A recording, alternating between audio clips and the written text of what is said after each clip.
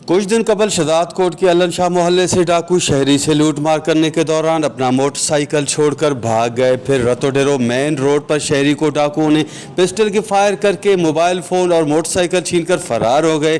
फिर शहर के मेन कोटमोडू चौक पर लूटमार हुआ और ये सिलसिला बदस्तूर आज भी जारी है और कानून नाफिज करने वाले जिम्मेदारान भी चुपचाप सब देख रहे हैं। असल में बात इस तरह है कि हमारे डिस्ट्रिक्ट कंबर शहजाद कोट में, जिसमें हम शहर शहजाद कोट भी इसी में आ जाते हैं, हम यहाँ बार्डरी इलाके में बैठे हुए हैं। बलूचिस्तान हमारे टच में है। हमारे शहर शहजाद कोट में हर आए दिन किसी न किसी बंदे का मोटरसाइकिल छीना जाता है या किसी बंदूक के ज़ोर पर, पिस्टल के ज़ोर पर। इसी तरह मोबाइल्स वगैरह और घरों में घुस जाने का रवाज पड़ गया है, दुकानों के अंदर भी। ओवरऑल मुकम्मल हमारे शहर शहजाद कोट का अमन अमान मुकम्मल तबाह हो चुका है कि कोई किसी को कहने के कुछ नहीं जा रहा।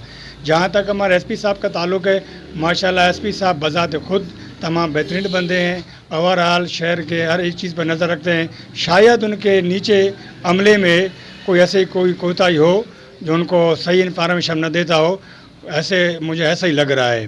तो मैं अपने DIG साहब, शहर IG साहब और इसी तरह Sindh high court, supreme court, chief of army staff से अपील करता हूं कि खुदारा हमारे डिस्ट्रिक्ट कंबर शहजाद कोट को नो गो एरिया न बना जाए। वशनु से बात करते हुए एक शहरी का मजीद कहना था कि SSP कंबर शहजाद कोट के आने के बाद हालात कुछ बेहतर होने के बाद अब फिर से बिगड़ गए हैं, जिन पर काबू पाने की अशद ज़रूरत है। कैमरा टीम के साथ गुलाम अली ब्रावई, वश TV, शहजाद कोट।